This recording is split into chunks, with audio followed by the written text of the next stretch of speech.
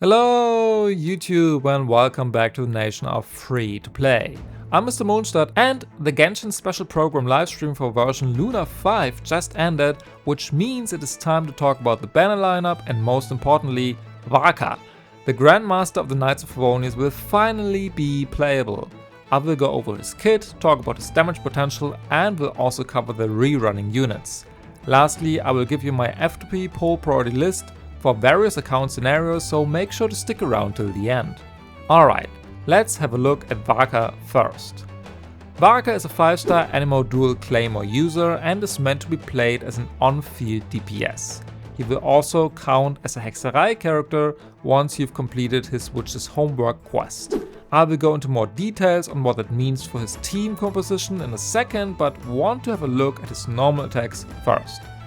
Varka will perform up to 5 normal attacks in a row, but he obviously uses both of his claymores, which results in unique gameplay and animations. His charge attacks will consume stamina and perform a very powerful dual blade slash. This normal attack string with charge attacks will be the core gameplay of Varka, and since he hits with 2 claymores, there's a lot of room for combo optimization if you like that kind of stuff. Aside from his normals, Varka's skill will also contribute to his damage as it changes his normal attacks. But from the start, his skill has 2 versions, one tap and a hold version. However, the hold version allows him to leap forward, but that's about it, so his hold version is only relevant as an exploration mechanic, not in combat. His tap version is worth looking at. Varka will leap forward and deal 1 instance of AoE Anemo damage and enters a special mode.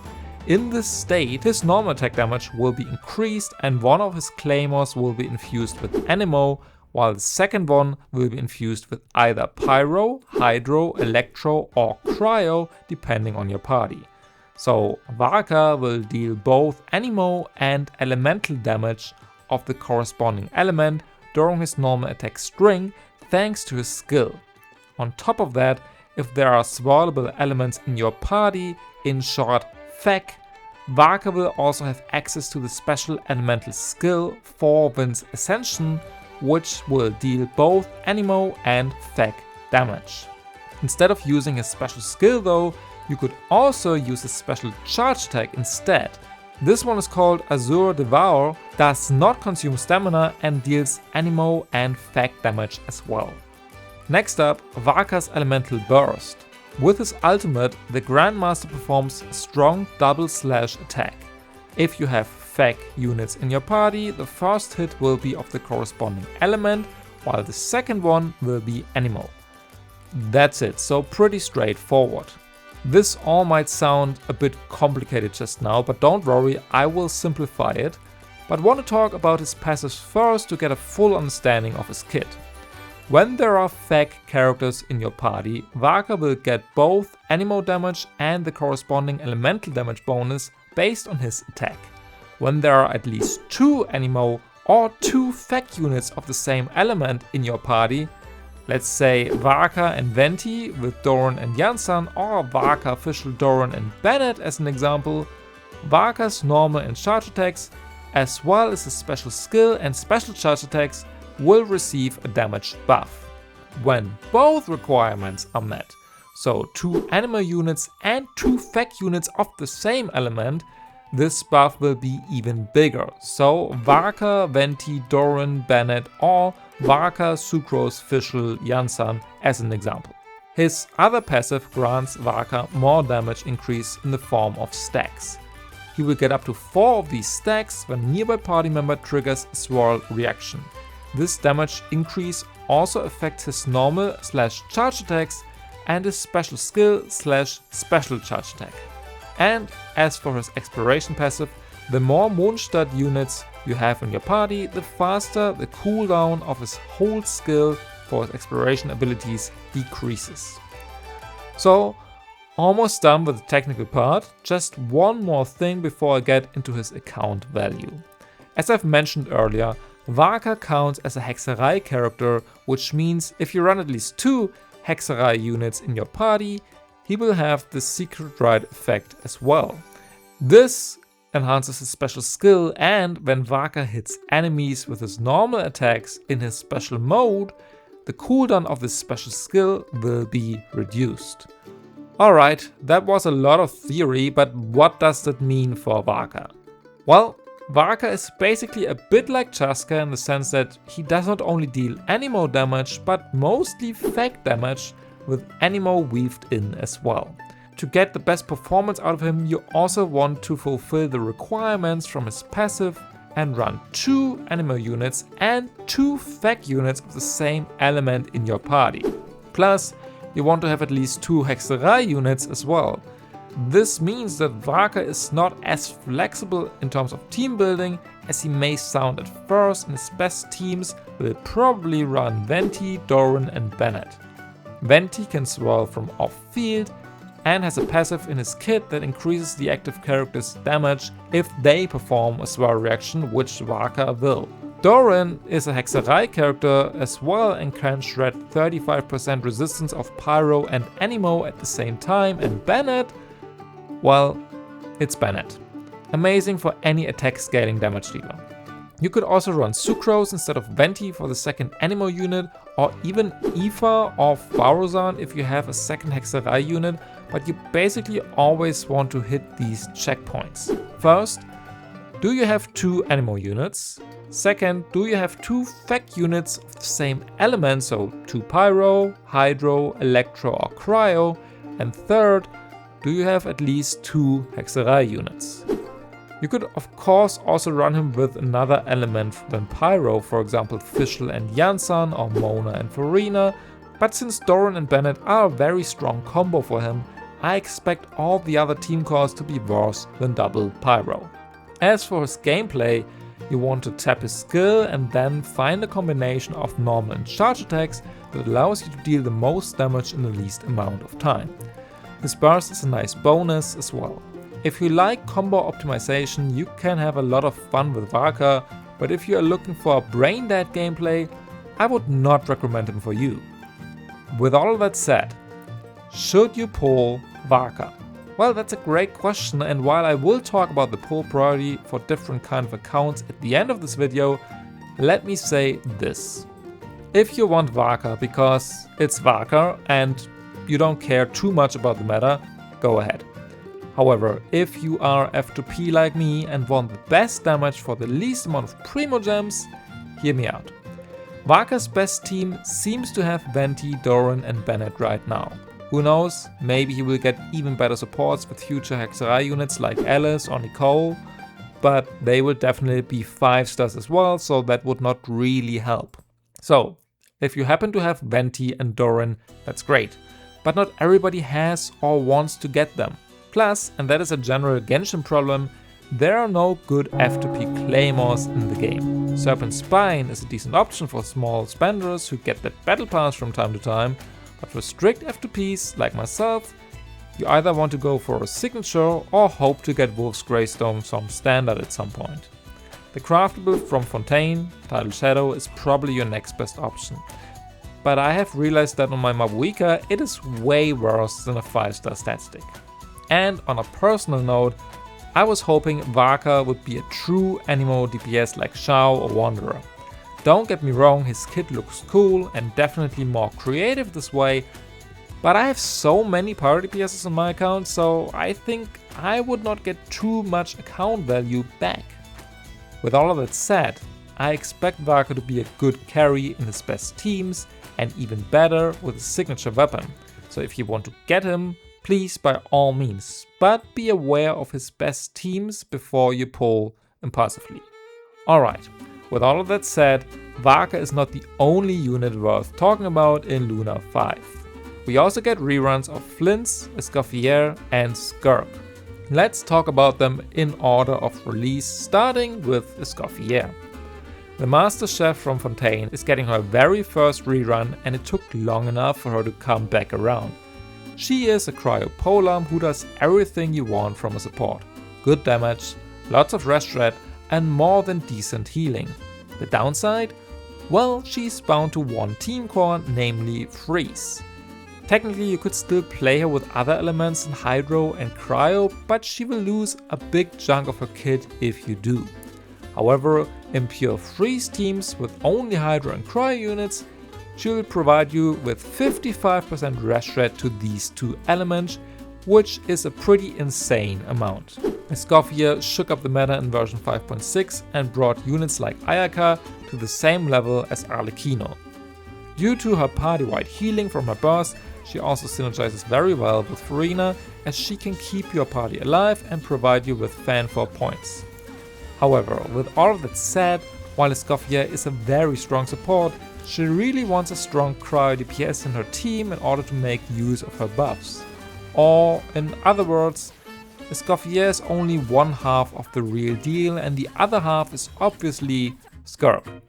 I will talk about Skirk next, but before that, be aware of their strong synergy and neither of the two will reach their full potential without the other. Sure, Escoffier can also buff units like Wriothesley, Ayaka or Neviette, but as an F2P, I would not get her just to buff these units, as the HP inflation is getting so high that you might still struggle in endgame scenarios. With Skirk, that problem should be solved for now. Think of Escoffier as the Innefer or Lauma for Flins or Nefer.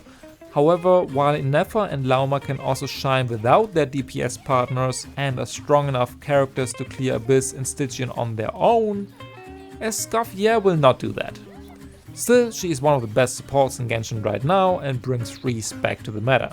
She's also rather F2P friendly, as you can give her a Favonius Lance or the Inazuma Torch from the event as a weapon and run her on either Golden Troop or Noblesse Oblige.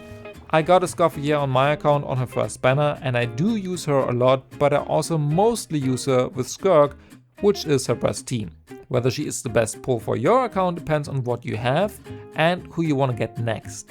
Generally, I would recommend her, but you also do not need the elite freeze team in order to deal with most of the endgame content.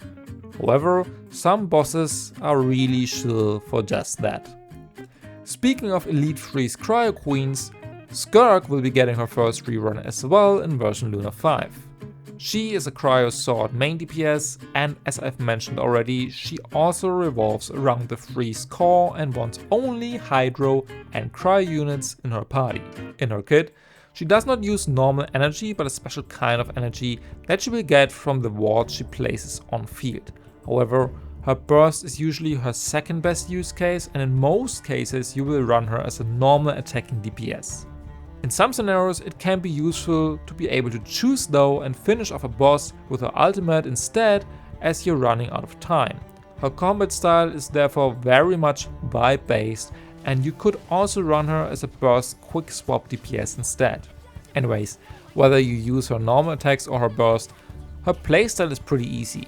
Yes, there are some optimized combos with dash and walk cancels, but I've been playing Skirk a lot since her release and I don't bother to learn these combos simply because the enemies are dead either way. When it comes to her place in the meta, Skirk used to be the second best DPS in the game on her release and is still a top 5 after the release of Flins, Nefer and Zebai. However, these numbers are all based on theory crafting and in practice, Skirk is often better than you think. On my account, my Skirk is my best DPS, at least before Zebai, even better than Mavuika, and the reason is her simple gameplay. Mavuika's DPS won't reach 135k to 150k DPS if you don't melt every burst or mess up one of her animation cancels. Plus, there is the F2P problem with claymore weapons that I already talked about. So on a day-to-day basis, my Skirk team with Furina, Escoffier and Sidlali is my best team on my account. You don't care about reactions or tricky combos, but mostly spam normal attacks. Also, with Finale of the Deep or the Nutland Event Sword, Skirk has very good F2P weapon options as well. However, I do have her best in slot supports and without them, especially without Escoffier, Skirk will still be good, but her DPS will be definitely worse. So if you don't have either of her best teammates, I'm not sure whether it is worth investing into 2 to 3 limited 5 stars or whether it would be better to skip the freeze meta altogether. I have to admit though, I love my Skirk and I don't regret her at all. She is one of my favorite characters in the game and I invested a lot of resin into her build. Maybe that's also why she saved me so many times in Stygian Onslaught or Abyss. Hoyo shills many units these days, but the Skirk's best team, I could simply brute force my way through it over and over again, whether it's the Plunge Abyss or the Lunar Charge Valkyrie Operator in Stygian. Her damage is not bound to a reaction, but pure raw numbers, which is definitely nice to have. And last but not least, there's another top DPS on banner, Flins. Flins is already getting his first rerun, which could mean that his next one will not come in quite a while. He is arguably the strongest damage dealer in the game right now, with Nefer and optimized Mavuika Melt as the other candidates. His gameplay revolves around the Lunar Charge reaction and his hits from his mini burst. For his best performance, Nefer is basically a must-have character, and Colombina is also strongly recommended. As a last slot, you ideally want to run Sucrose for Vivi, extra EM and TTDS buff to Flins. In his team, his DPS numbers are very high, while he is still very easy to play without complicated dash cancels or animation combos. However, while some people might argue he is the best DPS in the game, other people might call him a fraud, and to be honest, both would be kinda right. Don't get me wrong, Flins is very strong and fun to play in his best team, but Colombina and Nefer alone are already strong enough to clear basically any form of endgame, so the extra value from adding Flins will not do too much for your account. If you have Nefer already, you will clear. If you add Flins, you will clear a bit faster. What I want to say is that you should see Flins as a luxury pull. A good pull, but not as a necessity. Get him if you like him and want to play him, but be aware that Colombina and Nefer are better pulls in terms of account value. That being said, what if you want to get Flins and don't have these two? Well, I know, ideally at C6 is one way to kinda replace Spina. There's not really a good option for Nefer though, and most players probably have Sucrose on their account anyway. If you didn't get Nefer but still want Flins, in terms of meta, I would ask you to rethink your decision, but if you already made up your mind, play him with Fischl and Sucrose for the Hexerei buffs and some form of off-field Hydro. In this case, I know probably for Ascendant Gleam. When it comes to building Flins, he is very straightforward and has a pretty good F2P weapon with Prospector's Shovel at R5. If you have a Jadewing Spear lying around, that would also be a good stat stick with high base attack and some crit rate. Is Flins a good pull for an F2P account? Kinda. If you have Nefer but no nod-krai DPS, he's your best choice. Why did I go for Zebai then? Well, A, I like Zebai, and B, Nefer and Colombina can clear Lunar Charge Chill on their own. Yeah, even the Stygian Dog and Fearless was doable for this core, so adding Flins would make the team better, but would not add another core to my account. Zebai on the other hand does, as she is great geo carry, and I could still run Nefer for another team if I have to. That's why I decided to get her and not Flins. Whether that strategy is also best for your account depends on your investment and how many units you already have. But yeah, in the end, go for who you like. This time all the 5 stars are pretty good, so there you go.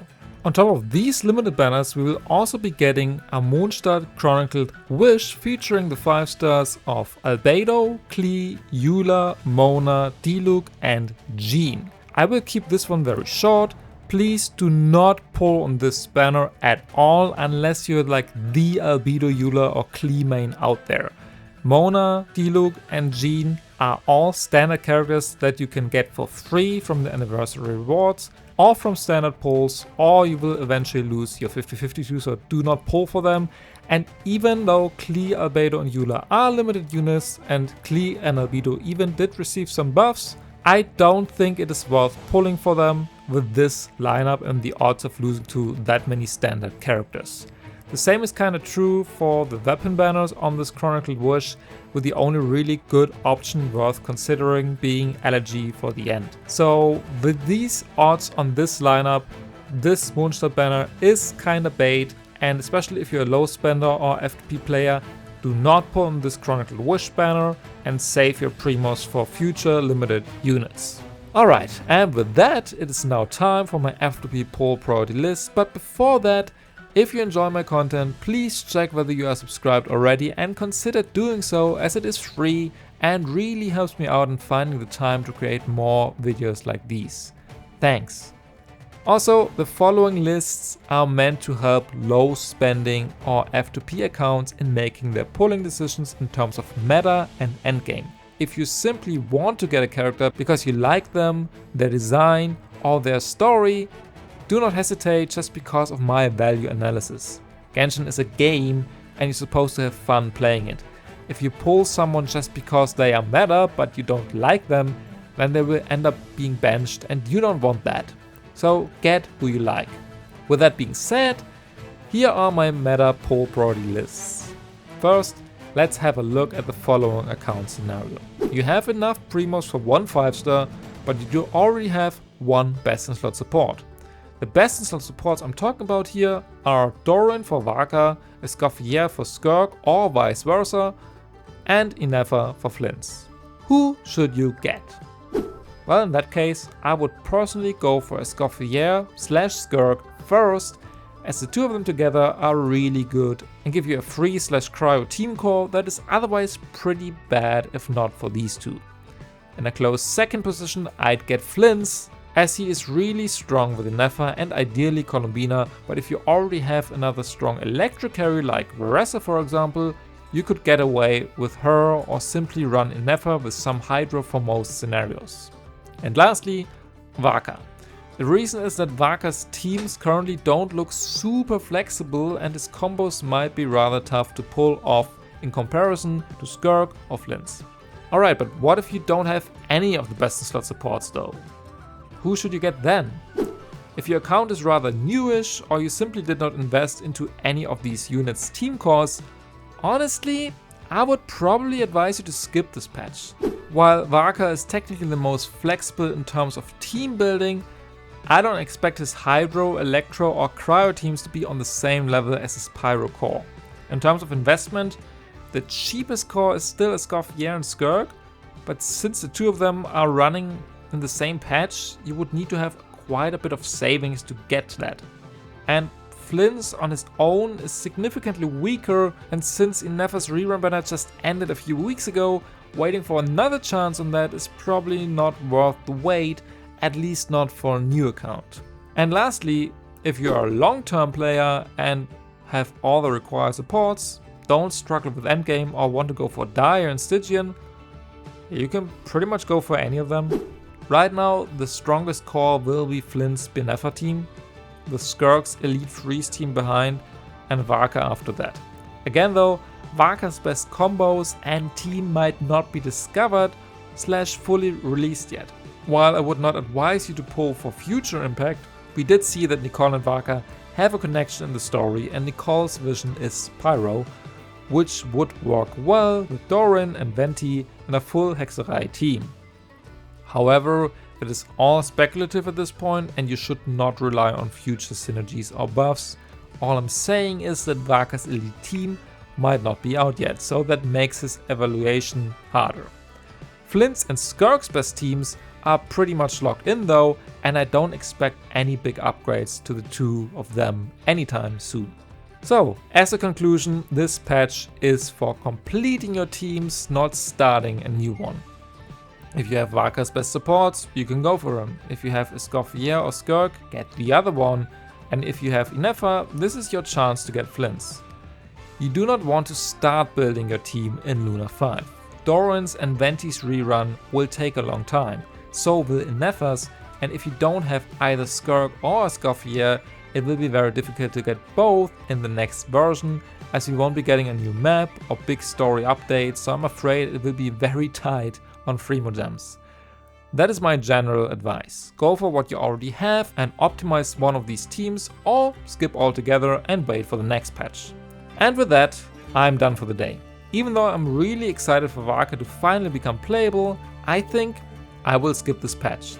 Varka will mostly do pyro damage, which is not what I'm looking for right now, and since I pulled Colombina, Inefa and Zebai, My premium account went down quite a bit.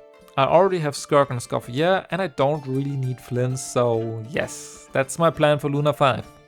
What's yours? Who are you saving for and want to get? Let me know in the comments down below. Also, if this video helped you in making your decisions, please leave a like or subscribe to my channel. I really appreciate your support. Thanks again for watching, good luck on your polls, and I will see you in the next video. Bye!